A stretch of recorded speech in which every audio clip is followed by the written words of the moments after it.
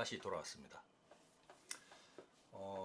이번에는 인터넷 댓글을 단 본인이 직접 달았고 수사기관으로부터 소환 통보를 받은 저희 의뢰인 맡은 사건에 대해서 한번 말씀드리고자 합니다.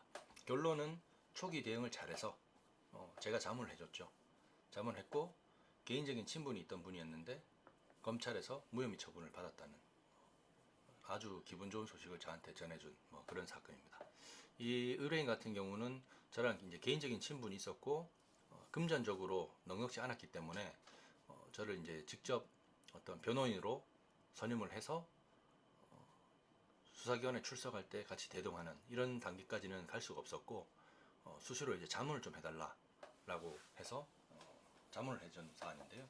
다행히 제가 자문을 해준 그 방향대로 잘 진술을 했고 검찰에서 무혐의 처분을 받았다는 겁니다.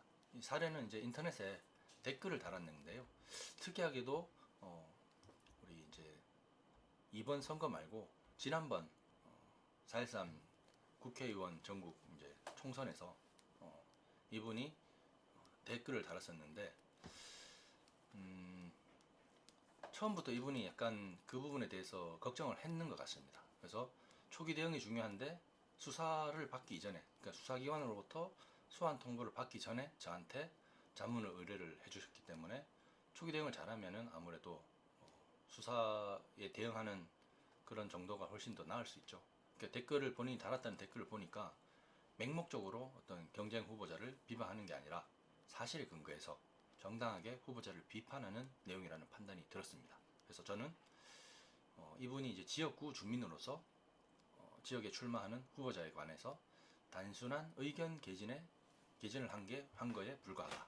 그리고 지역구 주민들도 후보자의 과거 범죄 전력을 제대로 알고서 투표권을 행사할 필요가 있기 때문에 공익적인 내용으로 볼 수 있다. 따라서 위법하다고 보기 어렵다라는 의견을 전해드렸고 이 내용을 그대로 이제 수사기관에 출석해서 진술을 했더니 성공적으로 검찰로부터 죄가 안 된 범죄 불성립 처분을 받아서 굳이 형사재판까지 넘어가지 않고 조기에 검찰 수사 단계에서 깔끔하게 불기소 마무리됐다는 겁니다. 전과가 안 생겼다는 거죠.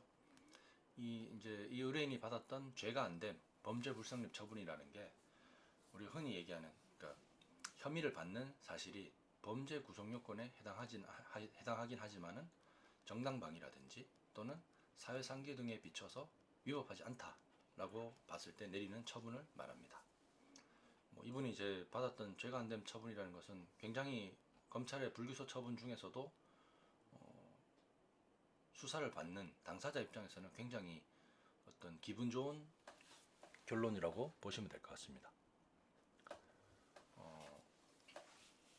이 사건에서 이제 문제가 된 규정은 공직선거법상의 후보자 비방죄 관련된 조문이었는데요. 공직선거법에 보면은 당선되거나 되게 하거나 또는 되지 못하게 할 목적으로 방송이 됐든 통신이 됐든 기타 방법으로 공연히 사실을 적시해서 후보자 그리고 배우자나 직계 좀비속 그러니까 부모님이나 자식을 얘기하는 거죠. 그리고 형제 자매를 비방한 자는 최대 3년의 징역에 처해질 수 있고 다만 이게 적시한 내용이 사실이기 때문에 진실한 사실로서 어떤 공공의 이익에 관할 때는 처벌하지 아니한다라는 내용이 들어 있습니다. 결국 이제 제가 자문한 이 사례 같은 경우도 후보자를 비방한 혐의는 인정됐지만은 그 내용이 일단은 첫째로는 진실하고 두 번째로는 공익적인 측면이 있기 때문에 처벌되지 않은 겁니다. 이처럼 이제 인터넷 기사에 네이버나 다음 카카오, 네이트 같은 그런 인터넷 포털에 올라온 기사에 본인이 댓글을 달았을 때 경찰이나 검찰로부터 수사를 받고 소환 통보를 받는 일이 점점 많아지고 있습니다. 악성 댓글로 인한 피해도 많아지면서 실제로 고소로 이어지는 경우도 많고 처벌도 강화되는 추세입니다. 따라서 우리가 이제 네티즌으로서 표현의 자유나 또는 알 권리를 보호해야 한다는 반론도 제기되고 있지만은 그 방법이 악성 댓글 또는 허위 사실을 단다든지 정도가 과하다면은 보호 필요성이 적어질 수밖에 없고요. 제가 맡았던 이 사례는 공직선거법 위반 후보자 비방, 인터넷을 통한 이런 것들도 공익적인 측면이 인정받아서 처벌되지 않은 것이지만은 아까 제가 방송 내용에서 설명드린 것처럼 뭐 경쟁사 제품이나 서비스를 비방한다든지 타인의 명예를 훼손한다든지 이렇게 됐을 때 댓글 내용이 사실과 다르면은 처벌로 이어질 가능성이 높습니다. 특히나 뭐 연예인이나 스포츠 스타 기사에는 악성 댓글이 달리는 경우가 굉장히 많거든요. 심지어 뭐 자살까지 한 경우도 있어서 최근에 뭐 다음 카카오를 중심으로 네이버도 최근에 이제 발표했는 것처럼 연예 기사에 대한 악성 댓글 서비스를 중단하겠다라는 발표도 나왔었는데요.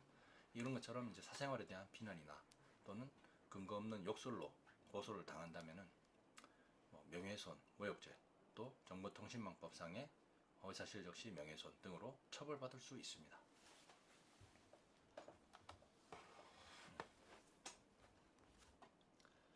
그리고 인터넷을 통한 명예훼손 같은 경우는 아무래도 유포 가능성이 우리가 이렇게 오프라인에서 만나서 누군가에게 전달하는 것보다는 훨씬 많다는 거죠. 전파 가능성이 훨씬 높기 때문에 형법상의 단순한 명예훼손보다는 무겁게 처벌되고 있는 상황이기 때문에 주의하셔야 됩니다. 특히나 이렇게 이제 네이버 같은 포털 사이트, 인기 기사에는 몇천, 몇만 개 댓글이 달리는 경우도 쉽게 볼 수 있고요. 그 중에서는 뭐 눈살을 찌푸리게 할 정도의 심한 내용을 담은 댓글도 종종 있습니다. 이 인터넷 댓글이라는 것도 우리가 이제 표현의 자유를 실현하기 위한 어떤 개별적인 방법이라고 볼 수 있는데요. 합리적이고 이성적인 비판을 했을 때는 당연히 그 표현의 자유도 댓글을 통해서 표출되는 표현의 자유도 보호받을 수 있지만은 단순히 재미로 달았던 인터넷 댓글이 누군가의 명예를 훼손한다든지 업무를 방해한다든지 이미지를 실추한다든지 이렇게 됐을 경우에는 경찰서에서 강제로 정모를 하게 될 수도 있음을 유의해가지고 대응을 하실 필요가 있다고 생각되고요. 지금 이제 제가 맡았던 사건 공직선거법상 후보자 비방죄에 대해서 쭉 말씀드리고 있는데요. 후보자 비방죄가 좀 특이한 것은 사실을 적시하더라도 처벌받는다는 겁니다. 그러니까 선거에 출마한 사람들도 누군가가 사실을 유포를 해서 본인 명예를 훼손했다고 생각되면은 후보자 비방으로 고발을 할 수 있고 여러분들 누구나 공직선거법 위반으로 처벌될 수 있다는 거죠. 반면에 이런 사례들이 만약에 뭐 정당 행위다, 사회상규에 위배되지 않는 행위다, 그리고 진실한 사실로서 공익에 관한 내용이다. 그럴 경우에는 우리 형법상 위법하지 않다라는 규정을 두고 있어서 이런 법리들을 잘 활용하시면 될 것 같고요. 기타 뭐 우리 형법상 모욕죄, 공연히 누군가의 욕설을 한다든지 또는 뭐 정보통신망을 통해서 사실이든 거짓 사실이든 드러내서 누군가의 명예를 훼손했을 때는 3년 또는 7년의 징역형에 처해질 수도 있다는 부분 명심을 하셔야 될 것 같고요. 주로 이제 제가 아까 말씀드린 것처럼 제가 이제 국회에서도 근무를 했고 또 선거 관련된 뭐 자문이나 소송, 변호들을 많이 맡고 있다 보니까 자연스럽게 정보통신망을 통한 후보자 비방, 허위사실 유포 이런 부분에 대해서도 법률 자문 그리고 실제 변호를 하고 있고요. 제가 이제 현직 국회의원이시고 또 후보자 비방, 또 허위사실 유포로 공직선거법 위반으로 검찰에서 수사를 받게 된 국회의원을 변호해서 무혐의 처분을 받아들인 사례들도 3건, 4건 정도가 됩니다. 그래서 이런 부분들을 많이 좀 관심을 가지고 봐주시면 어떨까 싶네요. 예. 오늘 길게 얘기를 했는데요. 여기까지 오늘 방송을 하도록 하겠습니다.